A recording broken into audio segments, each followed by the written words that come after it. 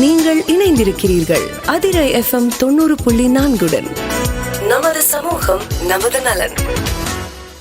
வாழ்த்துக்கள் நேயர்களே, இது உங்கள் அதிரை பண்பலை 90.4.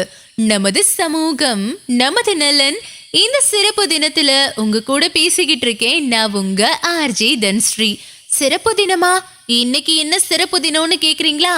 நேயர்களே, நம்ம எல்லாருக்குமே பிற மொழியில இருக்கக்கூடிய புத்தகங்களை படிக்கணும், பிற மொழியோட நாகரிகங்களை தெரிஞ்சுக்கணும்னு நிறைய ஆர்வம் இருக்கும். அப்போ அந்த மொழி தெரியாத பட்சத்துல நம்ம மொழியில அதை பத்தி கொடுத்திருந்தா நல்லா இருக்குமே அப்படின்னு தோணும் இல்லையா? அந்த மாதிரியான சமயங்கள்ல அந்த பிற மொழியில இருக்கக்கூடிய தகவல்களை நம்ம மொழியில மொழிபெயர்த்து கொடுக்கும் பொழுது ரொம்ப சந்தோஷமா இருக்கும், நமக்கு படிக்கிறதுக்கும் ரொம்ப எளிமையா இருக்கும். இப்படி பிற மொழிகளை நம்ம மொழியோடு இணைக்கக்கூடிய இந்த மொழிபெயர்ப்பை நம்ம கொண்டாட வேண்டாமா? அதுக்காக தான் இந்த தினம் அனுசரிக்கப்படுது. இன்று செப்டம்பர் 30 சர்வதேச மொழிபெயர்ப்பு தினம். மொழிபெயர்ப்பாளர்கள், மொழிபெயர்ப்பு அறிஞர்கள், விளக்க உரையாளர்கள்னு இவங்களோட பங்களிப்பை கௌரவிக்க கூடிய விதமா இந்த தினம் அனுசரிக்கப்படுது. இந்த மொழிகளுக்கு இடையில இருக்கக்கூடிய தொடர்பை எளிதாக்கி உலகளாவிய புரிதல், ஒத்துழைப்புக்கு வழிவகுக்க கூடிய தினமா கூட இந்த தினம் அனுசரிக்கப்படுதுன்னு சொல்லலாம்.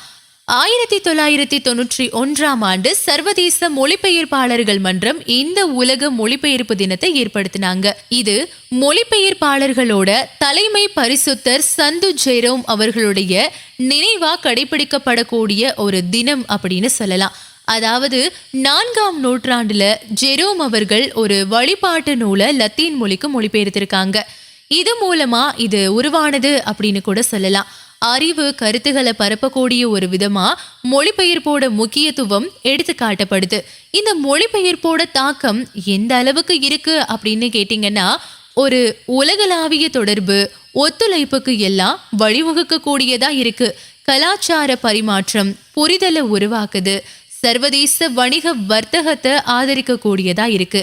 கல்வி, அறிவு, மொழி பெருமை, இந்த மாதிரியான சக்திகளை ஊக்குவிக்க கூடியதா கூட இந்த மொழிபெயர்ப்பு இருக்கு. மொழிபெயர்ப்புல இருக்கக்கூடிய சவால்களை பத்தியும் நம்ம இந்த இடத்துல பேசியே ஆகணும். மொழியோட சிக்கல் தன்மை, நுணுக்கம், கலாச்சார சூழ்நிலை, சமரசம், தொழில்நுட்ப முன்னேற்றங்கள், தானியங்கு மொழிபெயர்ப்பு, தரம், துல்லியம்னு அதை அணுகக்கூடிய வசதி, செலவுன்னு நிறைய சவால்கள் இருக்கு. இந்த சவால்கள் எல்லாத்தையும் கடந்துதான் மொழிபெயர்க்கப்பட்ட விஷயங்கள் எல்லாமே நமக்கு கிடைக்குது. இந்த உலக மொழிபெயர்ப்பு தினம் அப்படிங்கிறது மொழிபெயர்ப்பாளர்களோட முழுமையான அர்ப்பணிப்பு, திறன் எல்லாத்தையுமே கௌரவிக்க கூடிய விதமா இருக்கு. மொழி இடைவெளிகளை நிறைவு செய்யக்கூடிய விதமா இவங்களோட பங்கு இருக்கு அப்படின்னு சொல்லலாம். அவங்க சிக்கலான கருத்து, உணர்வு எல்லாத்தையுமே நமக்கு புரியிறபடி உணர்வு பூர்வமா வெளிப்படுத்துறாங்க. நிறைய பார்வையாளர்களுக்கான ஒரு உள்ளடக்கத்தை ஏற்படுத்தக்கூடிய விதமா மொழிபெயர்ப்பாளர்களுடைய மொழிபெயர்ப்பு இருக்கு. துல்லியம், கலாச்சாரம், உலகளாவிய உரையாடல் அப்படின்னு எல்லாருடைய ஒத்துழைப்பையும் எளிதாக்கக்கூடிய வகையில மொழிபெயர்ப்பு இருக்கு. இதை எப்படியெல்லாம் நம்ம கொண்டாடலாம் அப்படின்னு கேட்டீங்கன்னா, மொழிபெயர்ப்பாளர்களோட பங்களிப்பை நம்ம அங்கீகரிக்கணும். அந்த மொழிபெயர்ப்போட வெற்றி செய்திகளை நம்ம பகிரணும். மொழிபெயர்ப்பு நிகழ்வுகள்ல பங்கேற்கணும். ஒரு புதிய மொழியை கத்துக்கணும். அப்படி இல்லைன்னா மொழி வழங்கலை ஆராயணும். மொழிபெயர்ப்பு முயற்சி, அதோட அமைப்புகளை ஆதரிக்கணும்.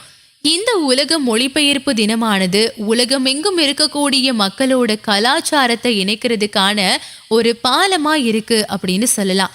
இந்த சர்வதேச மொழிபெயர்ப்பு தினத்தை நம்ம பார்க்கும் பொழுது அதோட தலைப்பு ஒவ்வொரு வருடமும் மாற்றம் அடைஞ்சிட்டே தான் இருக்கும்.